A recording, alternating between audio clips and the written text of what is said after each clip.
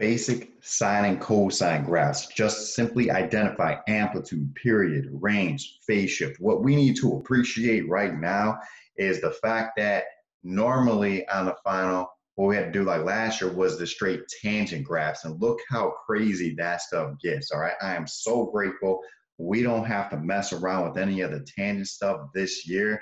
So that's why we didn't have to do number 18 at all. What we replaced it with is something that you guys should have fresh in your head. You were so perfect with these a long time ago, where you just identified your amplitude, period, range, and phase shift without even doing the actual graph, right? So here, all in one spot, there are all my answers. There's all my work there.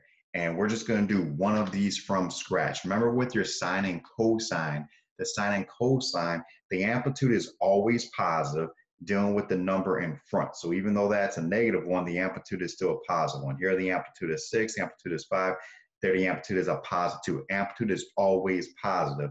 The B is the number in front of X. Now notice all 4 of these, you have to factor out the 2. You got to factor out the 1/2, the 3, and the 1/3. You got to get the X by itself in the parentheses, right? With just like a 1x right there. You got to get rid of that 3. You got to pull out that 1/3.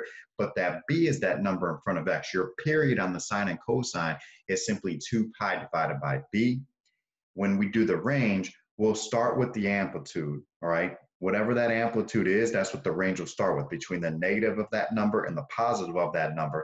And then since we're shifting the graph up a couple of units, then we'll add 2 to both of those to give us our new range. The phase shift, the way you get the phase shift, you do, once you factor out that number with the X, it's always the opposite of that number in the parentheses. So you could say that's going to be a positive 1, or you could say whether you're shifting it left or to the right. That's shifted to the right 1, so right 1. Basically, this is how we look on the multiple choice there. It'll have the +1 and it'll have right 1 in the parentheses right there, okay? So like this one, see how that was a +2? So the opposite of that number in parentheses is a -2. And then you know that X +2 means we're going to go to the left 2. So I'll put that in the parentheses there, okay? So let's do letter D from scratch. I got that right here on a blank sheet of paper. So the first thing I wanted to do is factor out, I'm going to have my cosine, I'm going to factor out that 1/3. And I'm going to be left with X minus, my fault. All right, so we're going to go -2 cosine. I'm going to factor out the 1/3, and we're going to go X minus something.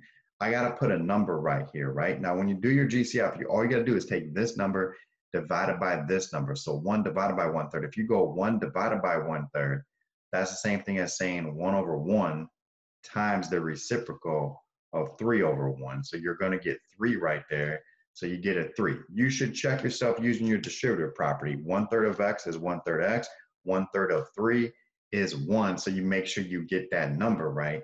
And then your amplitude is the number in front, but it's always positive. So the amplitude is going to be a 2. The negative, remember, will just reflect that graph about the x-axis there, but we don't care about that. Just the amplitude is always positive, that +2. The period is 2 pi divided by B. The B is a number in front of X. So you're going to go 2 pi divided by 1/3 for the period. And that's the same thing. This is like 2 pi over 1 up top. So it's like 2 pi over 1 divided by 1/3. You're going to multiply by the reciprocal. You're going to multiply by 3. That will give us 6 pi for the period. The phase shift, make sure you factor that number out first. Then you're looking at the opposite of that number in the parentheses. So not with the 1, you're looking with 3. So you're going to need to put the +3. And then also another way we wrote that before. So we're actually going to put both of them in the multiple choice. That was to the right 3. You know, when it's X minus 3, that's going to be right 3. So I'm pretty sure that's what the answer choice will look like there. Now, when you do the range, we don't need the graph here. When you do the range, you always originally start with that number. Don't care about the negative, just whatever that amplitude is. Your original range of that graph will fluctuate between -2 and +2, between the negative of that number and the positive of that number. So I always kind of write this down. That's my original range.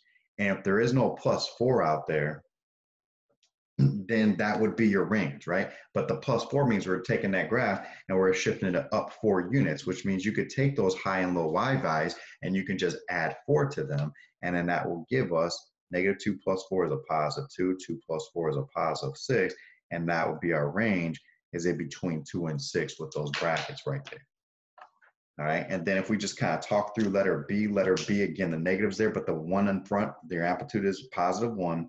You factor out a 1/2. When you factor out a 1/2, when I go 3 divided by 1/2, 3 divided by 1/2 is the same thing as 3 times 2 over 1, which is 6.